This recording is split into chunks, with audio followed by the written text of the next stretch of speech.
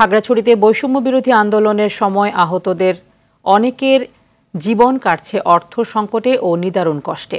সরকার থেকে দৃশ্যমান কোনো সহায়তা পাননি আন্দোলনের আহতরা। অর্থাভাবে হচ্ছে না উন্নত চিকিৎসা ও বন্ধ রয়েছে পরিবারের ভরণ পোষণ এবং ভাই বোনদের লেখাপড়া।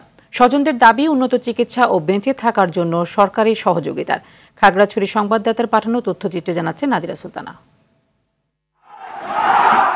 জুলাইয়ের মাঝামাঝি ছাত্রদের কোটা বিরোধী আন্দোলন যখন মানুষের আন্দোলনে পরিণত হয়, তখন খাগড়াছড়ি জেলা সদরেও এর প্রভাব পড়তে থাকে। প্রথম দিকে বিক্ষোভ মিছিল, প্রতিবাদ সমাবেশ করলেও আগস্ট মাসের দিকে আন্দোলনের তীব্রতা বেড়ে যায়। খাগড়াছড়ি শহরের শাপলা চত্বরে ছাত্র জনতার স্লোগানে কম্পিত হয় গোটা এলাকা। পরে সাধারণ ছাত্র জনতাও আন্দোলনে যোগ দেয়। আমার মাথায় 6টি সেলাই পড়ে এবং একটা আঙুল ভেঙে যায়। পায়ে ইনজুরি, ফ্র্যাকচার হয়েছিল। আমি রাত্রে ঘুমাইতে পারি না ব্যথায়। আহতের ভিতরে 9 জন খুব গুরুতর আহত হয়েছে। তো 9 জনের ভিতরে এদের ফ্যামিলিগুলো খুবই দুর্বল অর্থনৈতিকভাবে। আমার ছেলে আল্লাহ আমাকে ফিরে দিয়েছে, আমি এটা চাই আমার সন্তান। আমার তার কিছু নাই বাবা।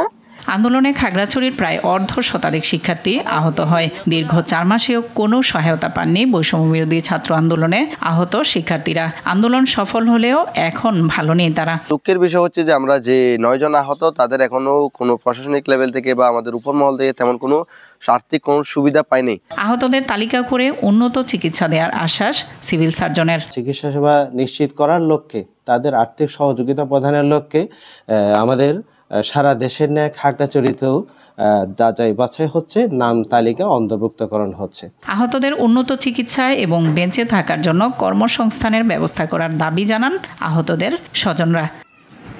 নাদিরা সুলতানা, RTV।